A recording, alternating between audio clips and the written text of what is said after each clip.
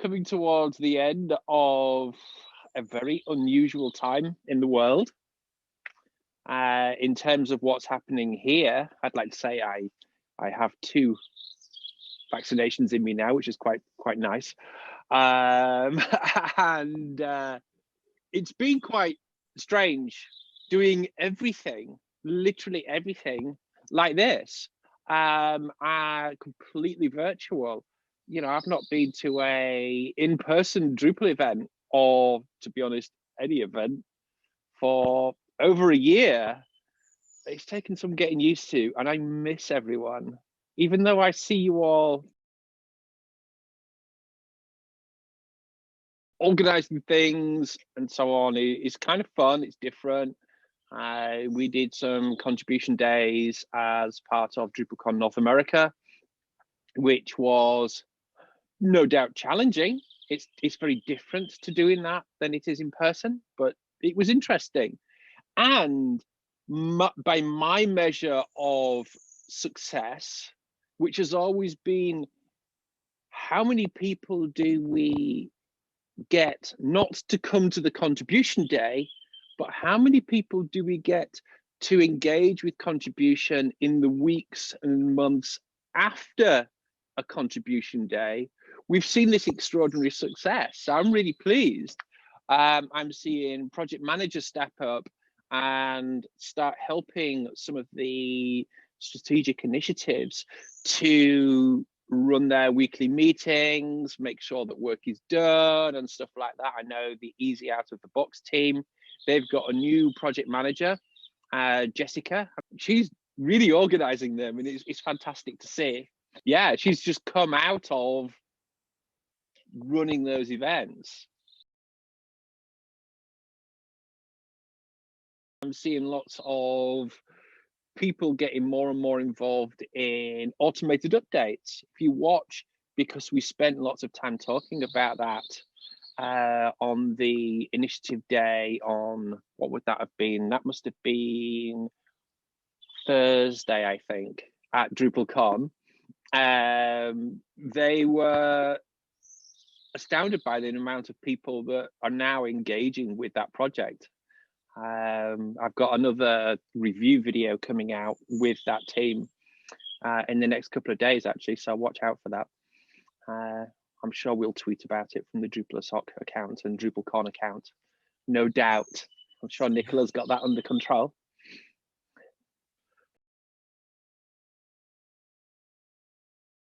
About consistency, I think it's a lesson that we've learned, is we've had to pivot quite a lot from in-person events to doing virtual events, being able to create a place where everybody knows what's happening. So in the main event, we've been using, it's great, it's fantastic. It's got many challenges, you know, the things that we don't like about it, of course, but because people are using it over and over again, people know their way around the system. And that makes a huge difference. It makes it so much easier for people to participate. And that's something that we're hoping to do with virtual and hybrid contribution events, is have something that allows that type of scenario, so people can go to a consistent system that guides them, yes, for new people, but regulars will know exactly what to do. They'll go in there, they'll press the buttons they're used to, things will happen, and we'll get there. And I mean, I know you're planning an event in the next few days. Over the next year, we're hoping to use that platform over and over again, and try and continually improve it, which is hopefully where we're heading. I've never been a fan of saying, oh, you must run events in this particular way, because people have to feel that they're running an event that works for them, and it works for the people who come. Yeah. So, you know, the people that you're attracting to your event, run it what works for them. Don't run it for a way that works for people who are not there, because that would be strange. Yeah, you're in charge. Do the event that you want to do. There are certain kind of minimum standards that I think that people should have. It's not just a case of having a code of conduct. It's a case of actually following through on what that means and what that's for, and providing that real safety to people. That's like a kind of minimum. But apart from that, run the event that feels right for you, I would say. I mean, a Drupal event is just getting people together in a space and talking Drupal. There is no more great thing to see. And I have been seeing Mark Conroy doing a lot of this with the local Gov Drupal distribution. He's been literally live streaming and recording onto, I think he uses YouTube for the local Gov distribution, and literally just coding away. Now, Mark's got a lot of knowledge, of course, but it's quite good to see Mark being quite human and going, oh, I don't know how to do this, and looking it up. He spends probably, I don't know, 40 or 50% of his time looking at things on Google in the live stream. So it's clearly not, I don't want to say it's not rehearsed, but he's planned what he wants to do, but it's real. And it's really great to see not only how to do something, and Mark's great at showing that and explaining what he's doing, but showing Mark's thought processes, how Mark's thinking as he's working with Drupal, and how he's getting to the point where something works, and how he's consulting with others. No, we talk about Drupal getting off the island, but it's also important for us as creators to get off the island too. So none of us, no good developer or any kind of builder works in isolation. Yeah, you know yourself. You don't know everything you need to do. You ask, you consult, you help others. Yeah, that's how we work together. So us knowing each other, working with each other is part of the game. That's what makes us good. I like what you said about the idea of working with completely different, how should we say, skill sets there when you're bringing people in for contribution. The idea of not just having sort of content management systems, different things, so WordPress, Joomla, whatever, with Drupal, but things like games development and real-time stuff like Jitsi for things. They bring knowledge that would be so great for people in Drupal, because they have to think about the problems that they have in depth in terms of time spent in various processes and stuff like that, has a real effect upon the game. But that applies to us too. Yeah, a millisecond here, a millisecond there adds up. And if you're going to find anyone who cares about milliseconds here and there, you wasted in a game, wasted in an algorithm, it's going to be in games. Yeah, so let's connect more with those people. Oh, I'd like to say, by the way, I'm drinking out of a disposable cup. Yes, I'm sorry, but they won't let us use reusable ones yet at the coffee shop. It's really interesting because over lockdown, because everything was locked down here in the UK for quite a while, it's only just starting to open up. One of the few places that was open was the coffee shop, and to make sure I got out of the house every day, I got into a habit of going to the coffee shop, and now I'm kind of hooked. So I can't help it.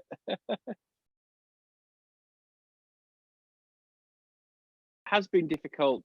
Things became unsure. I mean, everything changed. You know, I mean, everything changed. You know, the Drupal Association had to think about real scary situations at the start of things with regard to money, but people stepped in this amazing way with Drupal Cares, and you know, things like the 2 Drupal cons have been, you know, sort of reasonably successful in terms of sort of attendance and stuff like that. That really matters because it keeps the lights on. You know, it keeps the Drupal.org servers running because they wouldn't otherwise. It keeps us employed so that we can do the work that we do. It keeps all sorts of things. And that was a real risk, especially early on, that wasn't going to happen. So it's like, well, will I have a job? And I think we've all been in that position. Certainly in the Drupal ecosystem, to try to think of a bit of the wider Drupal ecosystem, my understanding is the employment rate is phenomenally high right now because of all these people wanting to transition to more involved, more significant online systems. Drupal has become a really big tool for that. So literally everyone's going, I need Drupal people, bring them here, which is great for us. So that's a good thing that's happened and has helped me feel more secure. And I'm sure many people who've listening to this feel more secure. However, the world has changed. And as you say, the no hugging thing is just as strange for me as it is for you. It's just getting used to being social again, and hopefully we'll be able to do that soon. And I think we have to remember that. And I said something wrong at the start of this interview. I was like, well, things are nearly over. No, they're not. They're nearly over because I'm in an extremely privileged environment in an extremely privileged country, and many other places are not in that position. So I think I was being a little bit kind of sort of purely thinking for myself there, but actually, no, there are a lot. The majority of people are still properly in the middle of this, and we as a community are going to have to remember that. Yeah, as some of us in those privileged communities, say maybe some of Western Europe, maybe the US, feel as though things are sort of over, we're going to have to remember and be very clear that for probably more than half of the community, things are not over. Things are most definitely not over. And we need to remember that and make sure that we always think about that when we're planning what we're doing. Look at the drupal.org/community/events page. And even though you might not be able to physically go to local events at the moment, start going to them virtually and listening in, be seen at the events, etc. Participate. Take the time that you've got, if any, and make sure that you get to know people. Do you know what? Getting to know people in the Drupal community is probably more important than learning the code. It's a horrible thing to say in some ways, but actually the code will come to you. The code doesn't matter. You'll work the code out. It's okay. Yeah. Getting to know people and being able to have people that you can ask questions and learn from and listen to, and also help back, because you will learn stuff quickly, is probably more important. So going to events, and as I said, by going, that could be either virtually or in person, depending upon the type of event. Go to events, join in with various working groups. even if that means doing non-active roles. So, for example, Jessica that I mentioned earlier on at Easy Out of the Box, she's just organizing tasks, yeah. But that's Jessica bringing a skill that she's got as a project manager, means that she will be working with some of the best people in our community. You know, she's working with all these amazing people, and she will learn from them. Yeah. But also their respect and connection with her increases, so that Jessica or some other person in the same position, when they look for a job, they're going to get people like Tim and Christina, Lowry saying, yeah, she's all right. We've been working with her. We know her. Yeah, she's brilliant. Employ her. Yeah. So that matters. That is how you get employment, is work on the people and let the Drupal code come through, I don't know, osmosis. Just let it be around you. Yeah. In every single team in the Drupal community that's working on an initiative to take it forwards and take the Drupal project forwards, there is nearly always space for project managers to help organize, because we have some great leaders, but they're nearly all coders. Let's face it, they are. Yeah. Well, we need leaders who can actually herd those people and organize them.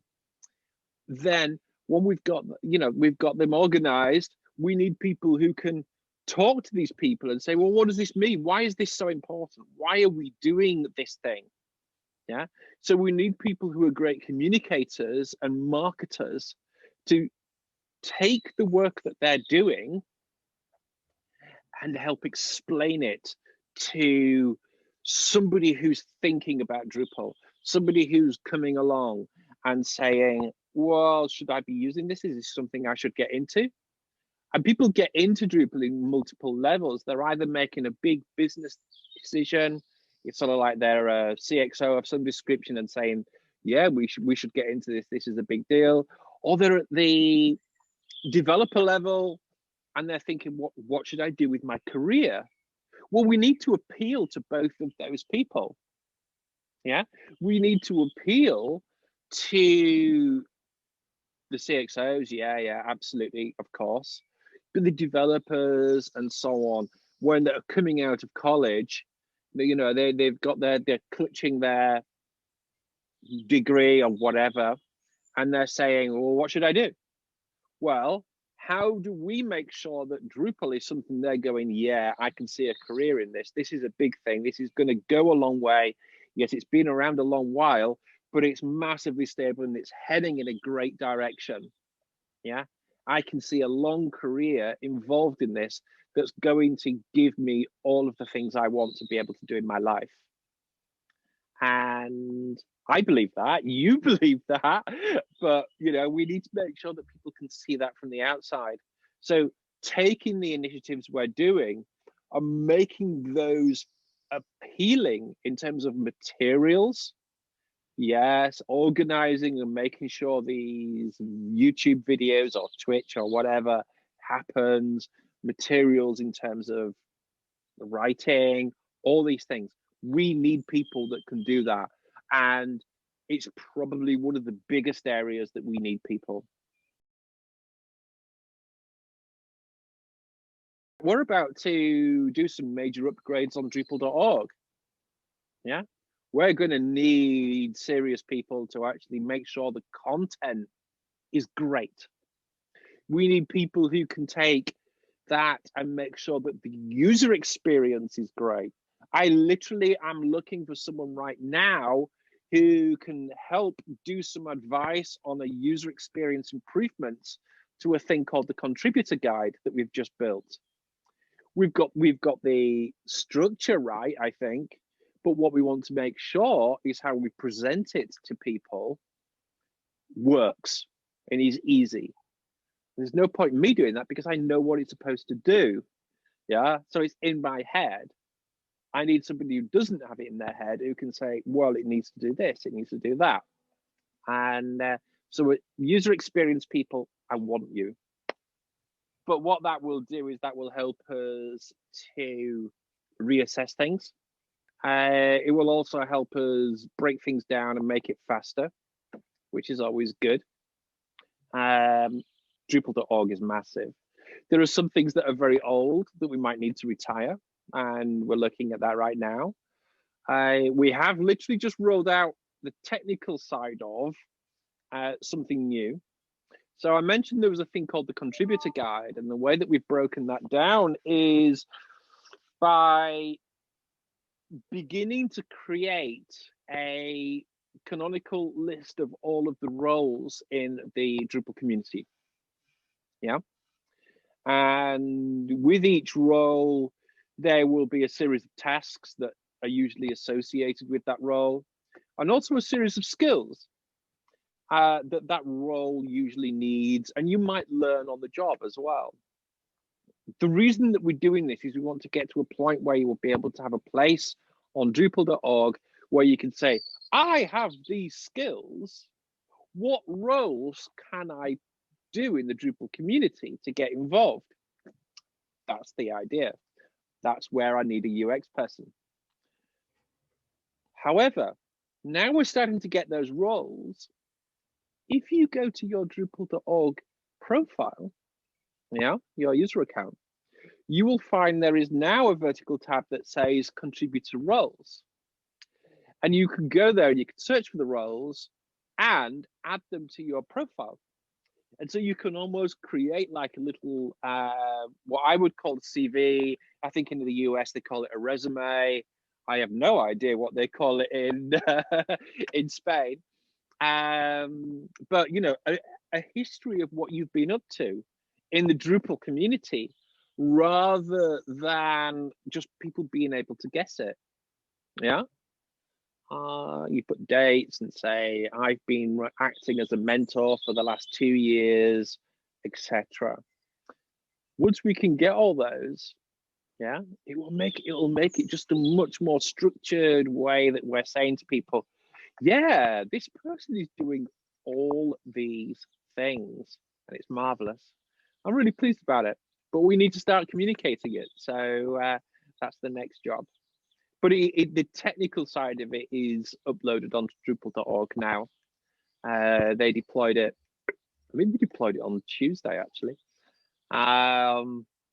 It just needs some finesse now and some explanation. But you can start adding roles to your Drupal.org profile now, right now, when it does work.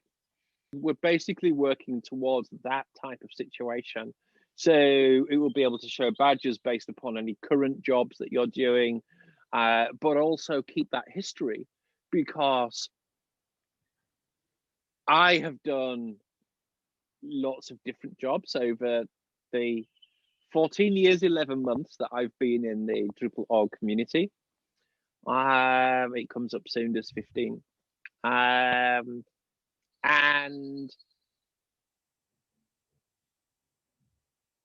I want people to see the route that I took to get there. I think my first volunteer kind of opportunity or thing that I did was acting as a volunteer at Drupal Con London. And literally all I was doing was pointing people up a flight of stairs. Literally, that's all I did. Yeah, that I can remember anyway. And what that did, the effect it had, was I had an enjoyable time. I got to meet people who weirdly thought that I was somebody who knew what they were doing. Yeah. So it connected me to the community and gave me some sort of weird, yeah, she knows what she's doing. Great, whatever. So it helped boost my profile, etc. So I want to be able to put onto there all of the different roles that I've taken, because it's important that people can see, I started here, this is where I ended up. That matters. You could also spot people who were doing far too many roles as well. Some people take on too much.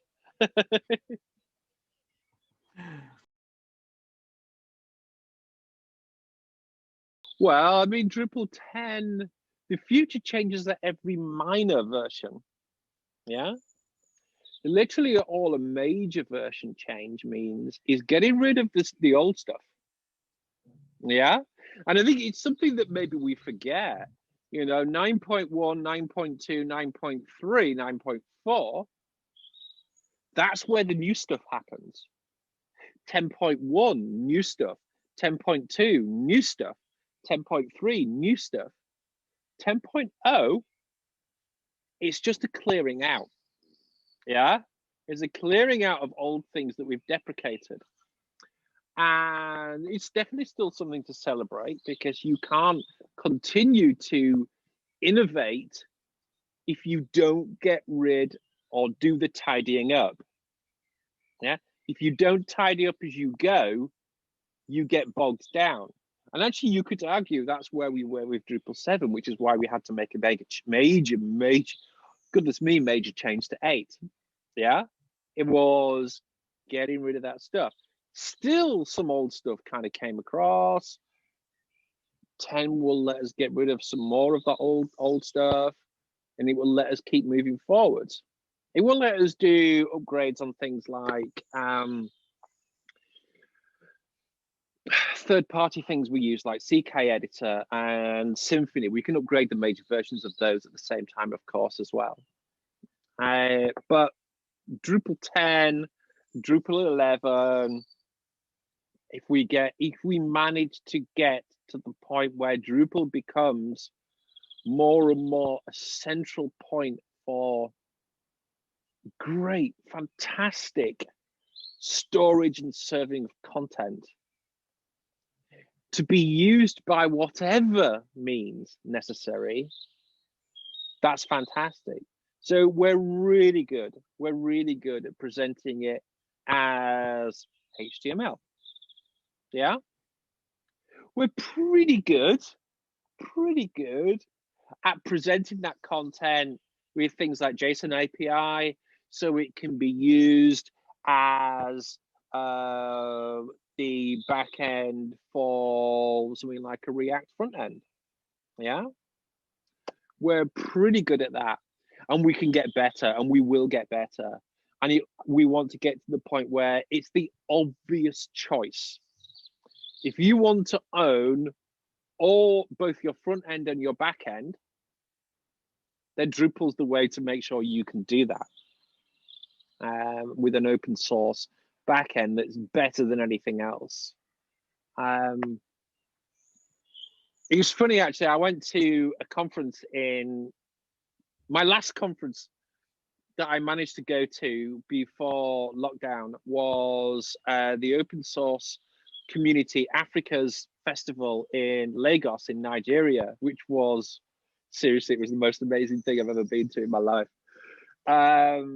And it was really interesting. It was really interesting because several of the presenters held up Drupal and the Drupal community as exemplars of how to do open source. Let's be quite clear about that. Drupal has a fantastic reputation as how to do community. And people were asking, what is Drupal? Because most of the people in the audience are younger than Drupal. Yeah, let's be honest. It was like, I was looking around and like, wow, there's 800 people in this room, and I'm probably more than twice as old as most of them. It was kind of weird. And still not something I'm comfortable with. Some of them didn't really know what Drupal was and were asking me, what is Drupal? And I explained its back end. The word that was on everybody's lips in that room was React. Yeah, for better or worse, it's on the lips of all young developers, which is fine. I don't have a problem with that. The way that I explained Drupal was, Look at all the, I was explaining to a small group who were asking, look at all the people in this room. They're all talking about React. What's the one thing that React needs to be successful? It needs content. Drupal provides content in a way that React can use it. So if you know Drupal, every other person in this room is your customer. Yeah. And it was like, oh, yeah, because they know that is a place to be. Yeah. If you've got lots of customers, you will be successful. I know that there is definitely a desire to have a fantastic editorial experience built into Drupal, and that's great. Absolutely great. It's absolutely essential that we continue to innovate in that area. But we need to do it in a way that is usable by all. I've been watching things like WordPress, particularly Automatic, more than WordPress, in terms of everyone spent a lot of time working on a thing called Gutenberg, which it looks great. Don't get me wrong, it looks great. However, they have now got lots of issues because they're trying to retrofit good accessibility into that, and it is biting them hard. Whereas things like the layout builder that we're building into Drupal started from that stance of working for everyone. And whilst it is harder, there is no doubt it's harder, it is going in the right direction. In terms of it's harder to work that way around, to say, no, we're going to do this for everyone, we're going to do it right, we're not going to take the quick route here, we're going to do it properly. And I personally love it. I think it's great that I can sit there on the keyboard and do everything, and I get proper responses if I switch like voiceover on and stuff like that, if I wanted to do that.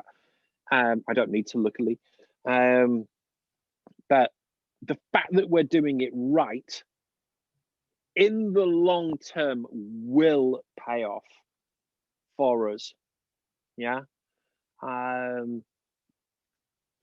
The editorial experience, the final editorial experience will be better. Long way to go.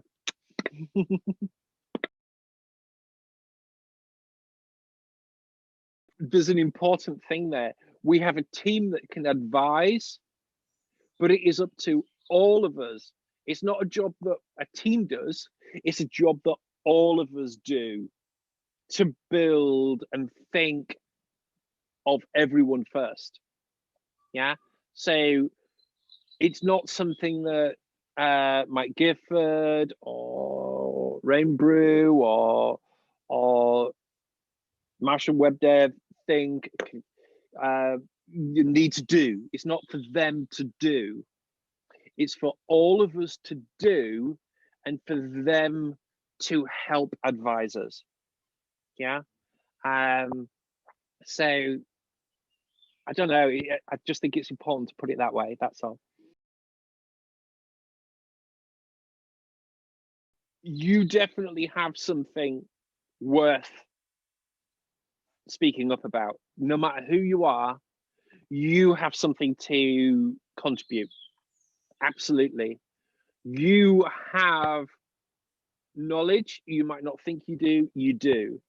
Be that knowledge as an end user, be that knowledge as somebody who can help organize, be that knowledge of being someone who can help communicate, be that knowledge of somebody who can help document, be that knowledge of somebody who can just bring people together. You know, I mean, that's all I do, is I kind of get chatting to people.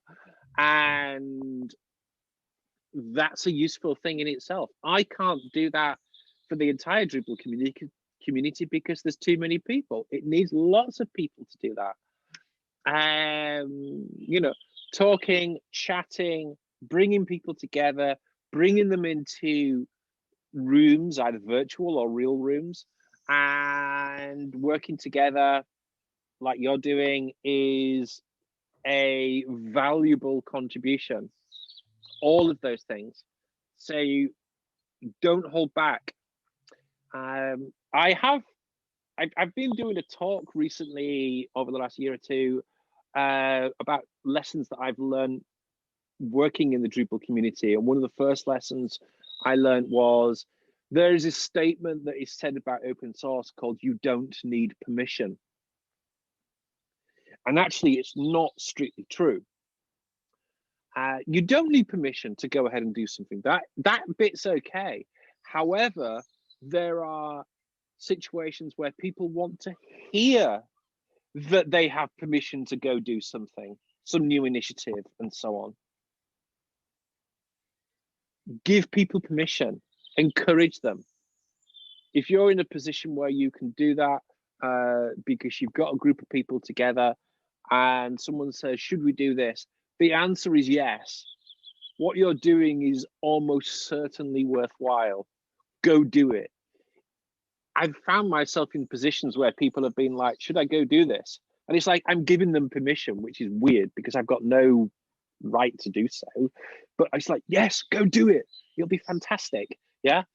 And yeah, if that's what it takes for, you know, people to turn around and say, yes, you have permission. Fine, go do it. Tell people that, yes, they have good ideas and to go do them. We're all leaders. I would say that we are very lucky. We've got a community of leaders. Just some of them don't know it yet. They need to be given that kind of, yeah, go do it. Yeah. And the moment somebody hears, yes, I think what you're saying is valuable. I think what you're saying is worthwhile. I think what you're saying is going to make a difference. Then that person becomes a leader. And I will say there's one lesson there. Drupal Con and other events, buy your ticket early because it saves stress. If you're going to buy it anyway, and you are because it's Drupal Con, buy it now. Buy it as soon as ticket sales open. And it makes a huge difference. It really makes a difference to how we can organize the events, knowing what ticket sales are going to be. Yeah. Buying it early makes a difference. Cool. Thank you. Thank you very much. I look forward to seeing you there.